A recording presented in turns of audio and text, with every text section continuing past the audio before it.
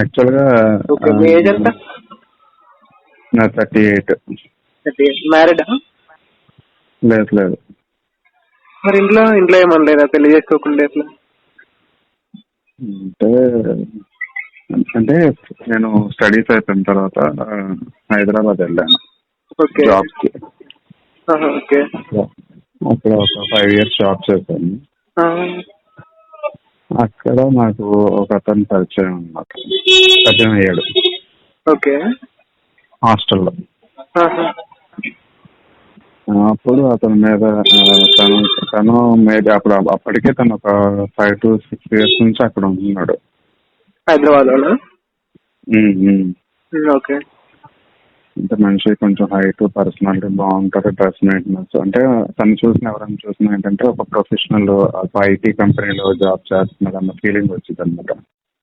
Okay.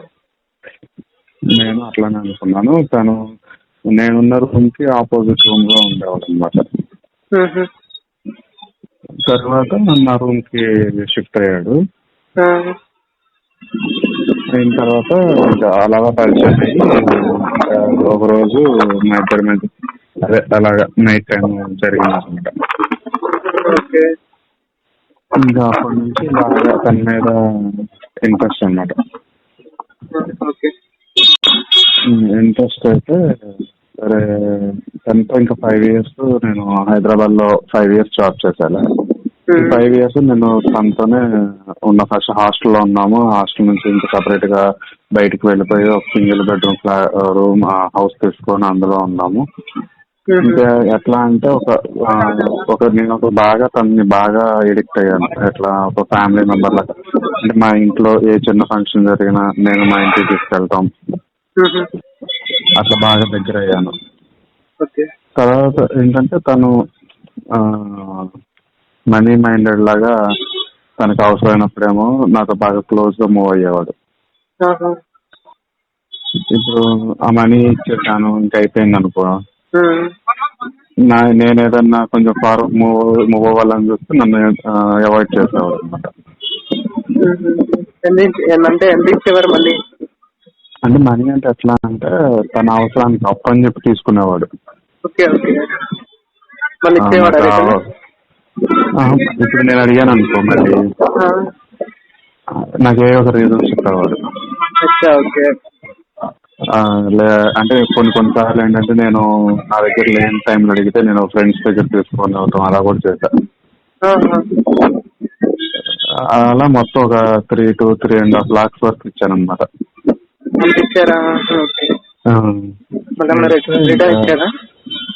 అసలు లేదు. తనకి మ్యారేజ్ ఫిక్స్ అయింది.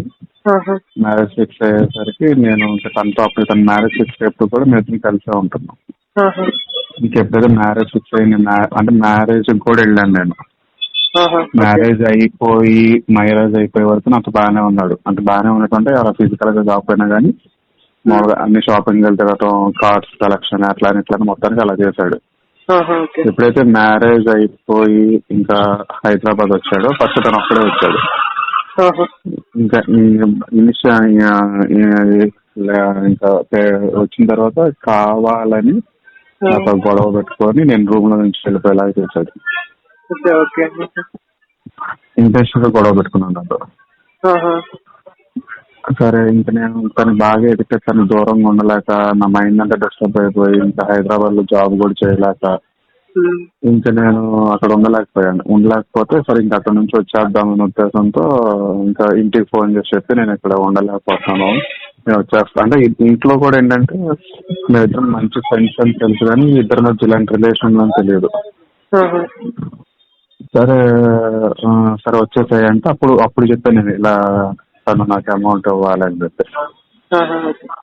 అప్పుడు అడుగుతుంటే సరే మేము వస్తాము వచ్చి మాట్లాడతామని చెప్పి మా ఫాదర్ వచ్చారు హైదరాబాద్. వచ్చి అడిగారు అనమాట, నువ్వు మా వాడికి అమౌంట్ ఇవ్వాలి కదా, ఇస్తే మేము వెళ్ళిపోతాము, తను ఇక్కడ ఉంటాను జాబ్ చేయను అంటున్నాడు, మేము తీసుకెళ్ళిపోతాం అంటే అప్పుడు తన ఒరిజినాలిటీ బయట పెట్టాడు.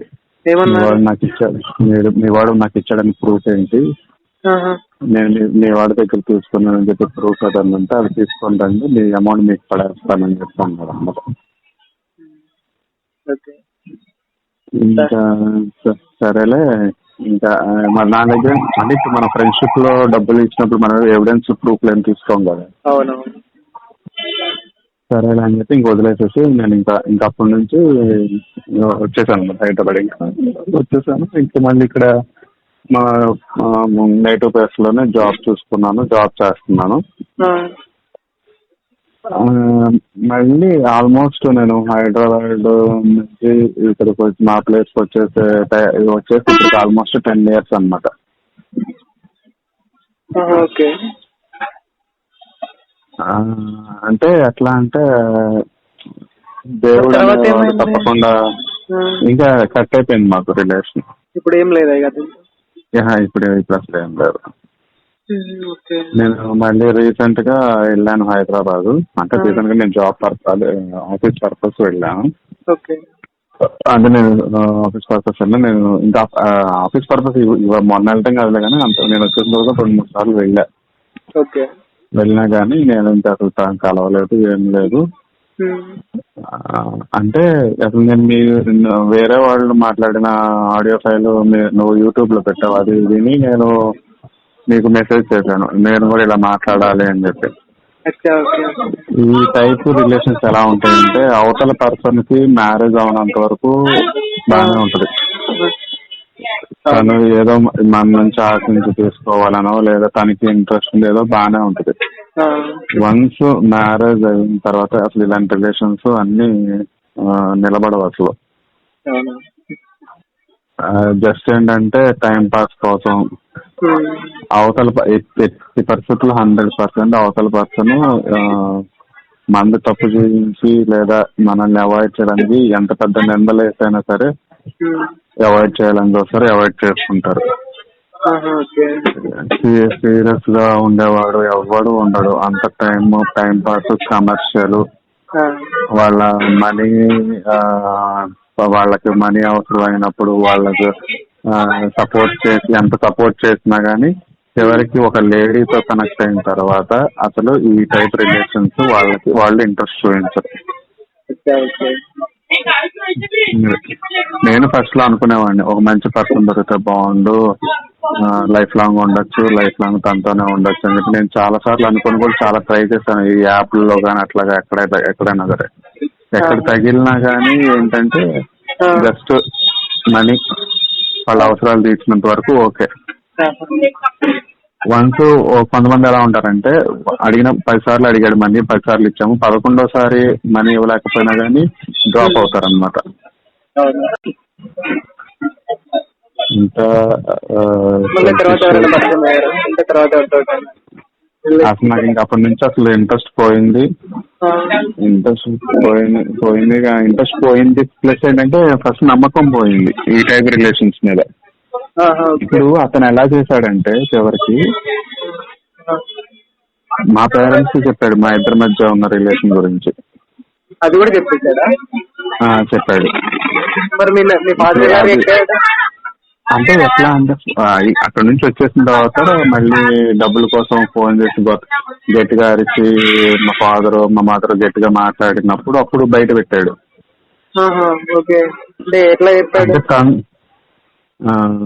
నివాసం మీకేం తెలుసు,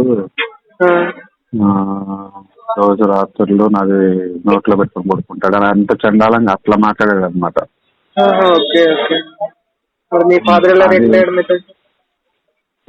ఎలా రియాక్ట్ అవుతారు ఆ టైంలో?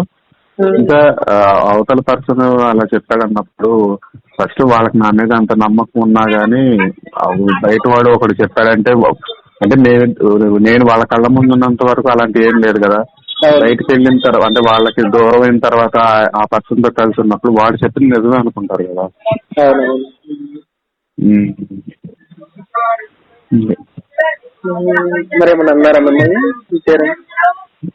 పెట్టారు, అలాంటి వాడితో ఫ్రెండ్షిప్ చేస్తావు అది ఇదని చెప్పావు, పెట్టారు.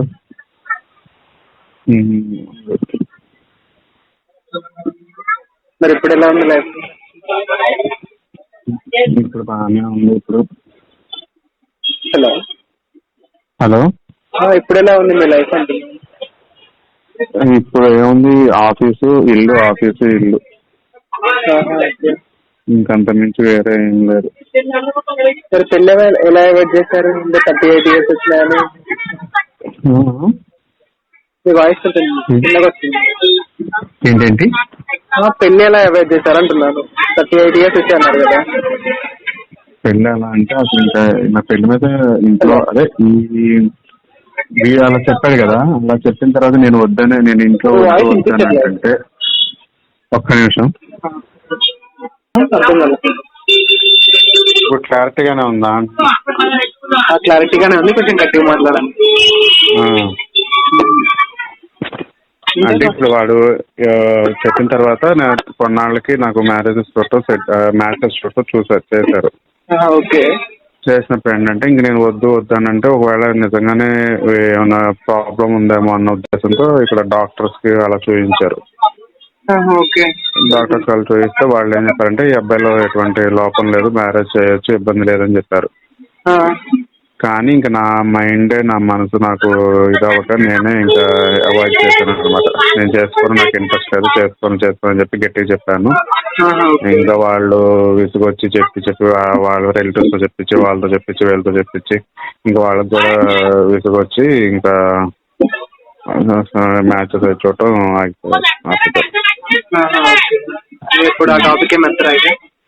ఇంకేం లేదు. అలాంటి టాపిక్ మ్యారేజ్ గురించి టాపిక్ ఏం లేదు. ఎవరు? బాగానే ఉంటారు, ఇబ్బంది ఏం లేదు.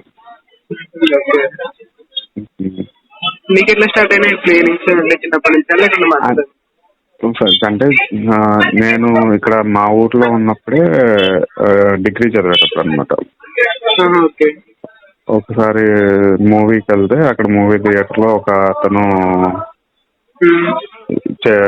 కొంచెం మీద చేయటం, తన దాని మీద నా చేయి పెట్టుకోవటం అక్కడ థియేటర్లో అలా చేశాడు అనమాట. లేదు, అదే డిగ్రీ చదివేటప్పుడు. తర్వాత హైదరాబాద్లో కూడా ఫస్ట్ చిన్న పరిచయం అవ్వకముందు బస్సుల్లో ఇంటర్వ్యూస్కి వీటికి వెళ్ళేటప్పుడు బస్సులో నుంచి అదే బాగా రష్గా ఉంటాయి కదా, అట్లా కొంతమంది అలా చేశారు. అప్పుడు కూడా నేను పెద్ద ఇదేం అవ్వాల. కాకపోతే ఏంటంటే ఫస్ట్ ఇతను యొక్క పర్సనాలిటీ జస్ట్ ఒక ప్రభాస్ లాగా ఉంటాడు అనమాట, సింపుల్గా చెప్పాలంటే.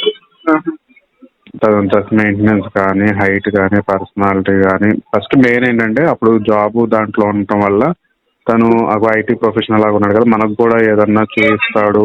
అప్పుడు ట్రయల్స్లో ఉన్నాను, తను ఏదైనా చూపిస్తాడు అనే ఉద్దేశంతో కొంచెం బాగా దగ్గర అవటం జరిగింది.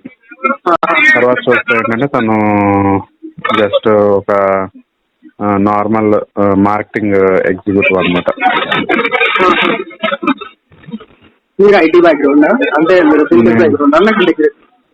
నేను MBA. తను just degree completed, marketing executive. కాకపోతే మంచి పర్సనాలిటీ కానీ బాగా అట్రాక్టివ్గా ఉంటాడు. అలా ఒకటి అది దానికి.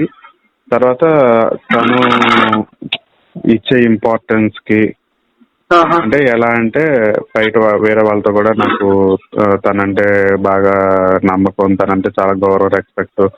నాకు అంటే వాళ్ళ కజిన్స్ కూడా ఉన్నారు హైదరాబాద్లో, వాళ్ళకన్నా కూడా నాకు ఎక్కువ ఇంపార్టెన్స్ ఇచ్చేవాడు అనమాట.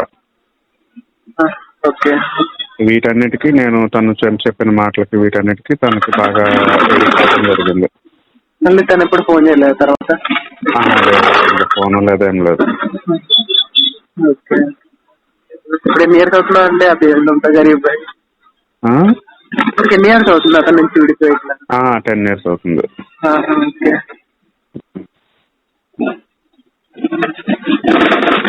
నేనేంటంటే చెప్పట్లా, వాళ్ళ అవసరాలు తీర్చినంత వరకు బాగానే ఉంటది, వాళ్ళ అవసరాలు తీరిపోయే వరకు బాగానే ఉంటారు. వన్స్ వాళ్ళ అవసరాలు తీరిపోయాయి, ఇంకా మనతో అవసరం లేదు అనుకున్నప్పుడు ఇంకా అట్లా ఇట్లా ఇది అని చెప్పి మాట్లాడటం, అవాయిడ్ చేయటం చేస్తారు అనమాట. ఇట్లా ఫ్రెండ్స్ ఎవరు లేరా ఇట్లాంటి వాళ్ళు? ఇట్లా ఫ్రెండ్స్ ఎవరు లేరా ఇట్లాంటి వాళ్ళ తర్వాత? ఇంక జస్ట్ ఏంటంటే ఎప్పుడన్నా ప్లేస్ ఉన్నప్పుడు ఎవరైనా కలవాలనుకున్నప్పుడు ఏంటంటే యాప్ ఓపెన్ చేయటం, యాప్లో ఎవరన్నా కలిస్తే వాళ్ళతో కలవటం, ఆహా. అంతే. అదే ఇంకా వాళ్ళకి మరి నాకు వాళ్ళకి ఇంట్రెస్ట్ అయ్యి ఓకే అనుకుంటే ఇంకో 1 or 2 days టైం. కానీ ఇంకోటి ఏంటంటే దీంట్లో కూడా మంచి ఫ్రెండ్స్ ఉన్నారు. ఆహా. యాప్లో పరిచయమైన వాళ్ళు కానీ ఫేస్బుక్లో ఉన్న వాళ్ళు కానీ మంచి ఫ్రెండ్స్ అనమాట. అంటే వాళ్ళు బాటమ్స్ అవ్వచ్చు, టాప్స్లో ఉన్నారు, బాటమ్స్లో కూడా ఉన్నారు. ఓకే. అంటే టాప్స్లో కూడా ఉండే వాళ్ళు ఎట్లా అంటే మన ఫీలింగ్స్ని షేర్ చేసుకోవటం, అంటే మనీ మైండెడ్గా కాకుండా మన ఫీలింగ్స్ని షేర్ చేసుకోవటం. నాకు ఇలానే యాప్లో పరిచయం ఒక అతను. అంటే తను నాకన్నా ఏదో చిన్నవాడు అనమాట. తను నేను ఒకసారి వెళ్తాను. ఇప్పటికి కూడా నాతో అంటే తనకి ముందే చెప్పాడు, నాకు రిలేషన్ అలా ఏమి ఉండదు, మనం మంచి ఫ్రెండ్స్గా ఉందాము, రిలేషన్ అలాంటిది ఏమన్నా నేను ఎప్పటికైనా మ్యారేజ్ చేసుకుంటాను అని చెప్పి నాతో చెప్పాడు. ఇప్పటికి కూడా నాతో టచ్లో ఉన్నాడు. ఫ్రెండ్ లాగా నాకు ఎప్పుడు ఏ అవసరం ఉన్నా కానీ, నాకు ఏదైనా ఎమర్జెన్సీ సిచ్యువేషన్లో అయినా సరే, ఎప్పుడైనా సరే నాకు సపోర్ట్గా ఉండటం, సపోర్ట్గా నాకు ఏదైనా బాధ అనిపించినప్పుడు నేను తనకి మెసేజ్ పెడితే నాతో ఒకసేపు మాట్లాడతాం. అది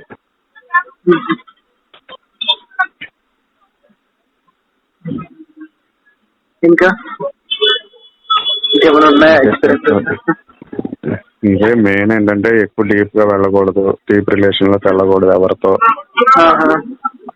ఇద్దరికి మన ఎఫర్ట్స్ అనేవి బోత్ సైడ్ ఎఫర్ట్స్ పెట్టేవాళ్ళు బోత్ సైడ్స్ పెడితే, బోత్ సైడ్స్ ఉంటే ఆ రిలేషన్ అనేది స్టాండర్డ్గా ఉంటుంది. కానీ వన్ సైడ్ ఎఫర్ట్స్ పెట్టి అవతల పర్సన్ మనకు కావాలనుకుంటే మాత్రం చివరికి మనమే సఫర్ అవుతాం. ఓకే. దాని నుంచి ఎట్లా బయటపడ్డారు? అంటే ఇప్పుడు అంటే నేను హైదరాబాద్ నుంచి అటు నిజంగా నేను అసలు సూసైడ్ చేసుకునే సిచ్యువేషన్ దాకా వెళ్ళాను. కానీ కేవలం ఇంకా మా పేరెంట్స్ కోసం, అంటే నేను ఒక్కడే అనమాట వాళ్ళకి. ఇంకెవరు లేదు. మా పేరెంట్స్ కోసం ఇంకా నేను కంట్రోల్ 6 months పట్టింది నాకు. 6 months ఖాళీగానే ఉన్నారా? ఏమైనా వర్క్ చేశారు? 6 months ఖాళీగానే ఉన్నారా లేదంటే ఏమైనా వర్క్ చేశారా? జాబ్ చేసుకుంటున్నా. ఆలోచన నుంచి కానీ తను మర్చిపోవటానికి. అది ఇప్పుడు ఎక్కడ ఉన్నారు మీరు? హైదరాబాద్ అంటే మీ మా ప్రాపర్లోనే. ఓకే. ఓకే.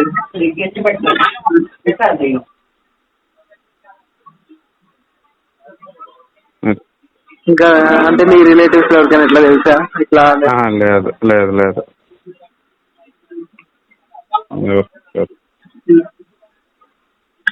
మరి అమ్మాయిల పైన ఏమన్నా ఫీలింగ్స్ ఎట్లా ఉంటాయి? లేదు. 0%? 0%. మీరు ఎట్లా ఉంటారు? అంటే ఫెమినైన్గా ఉంటారా లేదంటే కంప్లీట్ మ్యాన్? అంటే అబ్బాయిలానే ఉంటారా? Complete man. ఓకే. ఓకే.